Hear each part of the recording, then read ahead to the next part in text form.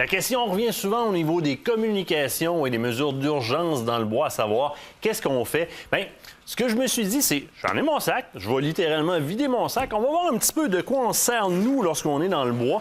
Question de communiquer entre nous autres et aussi de régler une mesure d'urgence où est-ce qu'on serait mal pris. Donc, c'est littéralement mon sac, hein. Il y a beaucoup de choses là-dedans. Alors, première des choses qu'on trouve là-dedans, télémètre et jumelles, on va y revenir. Ça fait partie de mes moyens de communication.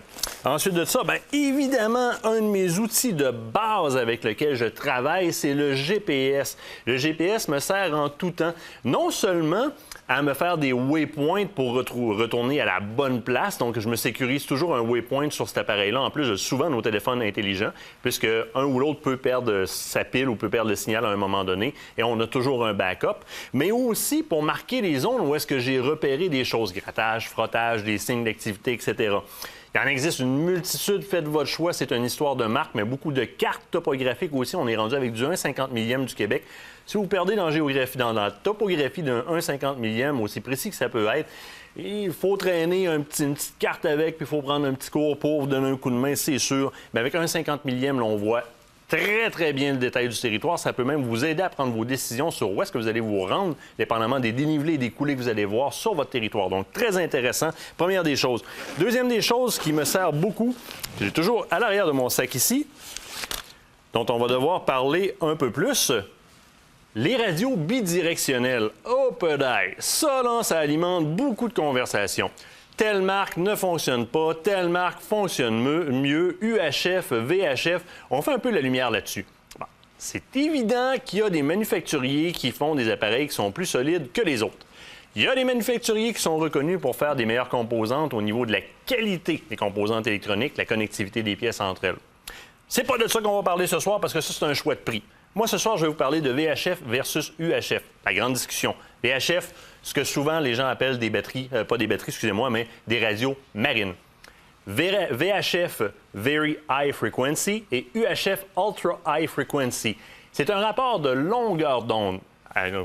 OK, qu'est-ce que ça fait comme différence, ça? Bien voilà, très simple. Le UHF va être très performant, par exemple, sur un plan de travail de construction, dans un environnement urbain. C'est une onde qui est plus courte, mais qui va avoir une grande facilité à passer au travers le ciment, le bois, le métal. Alors souvent, c'est ce qu'on va voir sur les travailleurs de la construction, hein, du UHF, ou encore quand on a à opérer dans les 300-400 pieds tout près. Certains territoires spécifiques sur lesquels les UHF fonctionnent mieux que les VHF ont été rapportés. Souvent, les magnitudes, donc le champ magnétique peut différer. Mais règle générale, c'est le VHF qui porte beaucoup plus loin. Il y a son moins aussi. Il n'est pas très résistant aux obstacles. Donc, si on est en ville, le VHF ne sera pas très performant. Mais dans notre cas, à nous, chasseurs-pêcheurs, on est souvent face à de grandes étendues ouvertes. C'est le VHF, le radio marin, qui va porter le plus. À meilleure preuve, beaucoup de pourvoiries utilisent le VHF pour communiquer entre eux, hein, pour les travaux, les travaux de voirie et les guides entre eux. Donc, en même temps, pas dire ça trop fort, mais on peut écouter qu'est-ce que les guides se disent quand on a un VHF. Aha! Donc, très bon outil de communication. Je l'utilise avec mes confrères chasseurs, pêcheurs, mais aussi souvent avec Nicolas, quand on a besoin de s'attendre à un coin de rue pour faire un plan de vue. C'est beau, tu peux y aller, ça fait bien. Et ils ne me font pas défaut, ça rentre en tout temps. Oh! Petit objet très intéressant aussi. Première année que j'utilise cet objet-là. Donc, un backtrack. Très solide comme item. Résistant au choc aussi, là où est-ce que certaines de mes items ont brisé. Lui a mangé à claque pas mal, il est encore bien douette. Ce que c'est et ce que ça fait. C'est, à toute fin pratique, un système qui se fie aussi sur le signal GPS, mais qui est très simplifié. À l'allumage, j'ai un choix entre maison, voiture, serre, pas serre, mais gibier, ou encore un indice de forêt, donc un endroit que je voudrais pointer. C'est des waypoints que je me crée. Je me crée un waypoint avant de partir d'ici et de là, et l'appareil, ce qu'il va faire lorsque je lui demande de retourner vers un waypoint, c'est qu'il va m'indiquer une flèche, tout simplement. Donc, va-t'en par là. Très efficace. Ça peut être un plan de backup sur un GPS standard, mais moi, je dirais qu'à la grosseur que ça a, ça se glisse tellement bien dans une poche que c'est souvent le premier appareil que j'utilise parce qu'il est facile à manipuler et il est très léger. On peut le pendre après le coup aussi. Il se ferme automatiquement au bout de quelques minutes. pas de problème, il va maintenir la trace quand même. Donc, très intéressant. Il y a aussi un tracking dessus qui est le fun. Donc, il va suivre les pas. Et à la maison, si j'installe le logiciel, je vais pouvoir sortir des cartes qui sont très élaborées, qui vont montrer tout le chemin que j'ai fait. Ça devient intéressant parce que je peux garder un registre de mes chasses passées et voir un peu ce qui s'est passé, où est-ce que je suis allé et réorienter ma chasse de l'année prochaine sur le même territoire. Restant dans le satellite, une chose qui m'a beaucoup surpris, ça me faisait peur honnêtement parce que les derniers que j'avais essayés étaient un peu...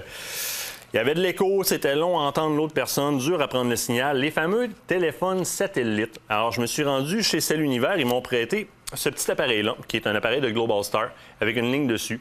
On m'a dit, écoute, c'est presque comme un cellulaire. Bah, presque comme un cellulaire. Dans le passé, moi, c'est tu parles puis t'attends, 2 minutes après, ça se rend à l'autre bout. Ben non, ça a changé énormément. Première des choses, la connectivité est rendue très, très, très rapide. Ayez pas peur. On est rendu avec des plans illimités. C'est pas comme avant, là, des centaines de dollars quasiment à la minute. Là. Ça faisait peur. Là, il y a des plans illimités très abordables. Les numéros de téléphone qui sont fournis, par exemple, chez Cell Univers, sont les numéros de téléphone de l'Ontario. Donc, on n'est pas toujours en gros interurbain non plus. Et de toute façon, avec le plan illimité, c'est pas grave. La couverture est plus franche, plus rapide. La petite maison rouge apparaît très rapidement. On compose, un petit délai avant que ça sonne, mais tout de suite après, lorsqu'on est en conversation, bien effectivement, c'est presque comme un téléphone cellulaire. 2 autres produits que je n'ai pas avec moi, mais dont je vous parle, qui sont tenus entre autres par Cell Univers. Première des choses, le Spot. Vous l'avez vu passer sur les réseaux sociaux beaucoup. Le Spot, c'est ce petit appareil-là qui fonctionne par GPS qui vous permet, par exemple, d'envoyer un appel de détresse en maintenant un bouton SOS ou encore en avisant avec un autre bouton, les traces d'aide, les 2 traces de main, d'aviser des gens que vous aurez présélectionnés. Présélectionnés parce que cet appareil-là se configure via un ordinateur. Alors, je peux présélectionner d'autres personnes qui ont un système Spot ou je peux présélectionner des messages préenregistrés qui vont s'envoyer à mes contacts disant « Je suis dans le trouble ». 3 autres boutons aussi qu'on peut préprogrammer avec des messages qu'on écrit soi-même, soit envoyer un petit signal, dire « Je suis rendu à telle place ». Donc, les personnes vont recevoir une coordonnée GPS sur une carte, donc traquable sur une carte comme MapQuest, par exemple, ou Google Maps. Voir « Je suis rendu là ». Et un petit bouton gardé pour, souvent, le conjoint ou la conjointe, sur lequel on met un petit message un petit peu plus particulier. « Bonne nuit, ma belle, je me porte bien, je suis à telle place ». On appuie dessus, ça envoie le message. Il y a énormément de systèmes comme ça qui existent. Un autre qui m'a fait sourire que Stéphane Monette utilise, qui est le InReach. Le InReach, aussi un appareil qui fonctionne sous la technologie satellite. C'est un produit qui vous permet d'envoyer des messages textes, peu importe où vous êtes sur un plan. Vous payez un montant, c'est activé pendant 30 jours, ça arrête après. Donc, c'est pas exorbitant. Mais c'est aussi un appareil qui a les fonctionnalités d'un GPS ou d'un backtrack standard. On peut l'utiliser presque comme un spot aussi. Mais imaginez, SMS partout, bidirectionnel, ça vient de régler beaucoup de problèmes et c'est très performant. Donc, il y a beaucoup d'outils dont on se sert. N'oubliez jamais les jumelles. Je vous ai dit, je vous en reparlerai. Jumelles pour voir, donner des points d'indice où est-ce que je suis rendu. Ah, je vois un gros cap de roche. Ah oui, t'es à combien de pieds? Télémètres et jumelles sont très importants lorsque vous donnez des renseignements aux secours qui viennent vous chercher sur où est-ce que vous êtes. Ne les oubliez jamais. On se quitte le temps d'une pause. Au retour, on parle avec Stéphane Monette. On parle de quoi? On parle de comment choisir un bon pourvoyeur.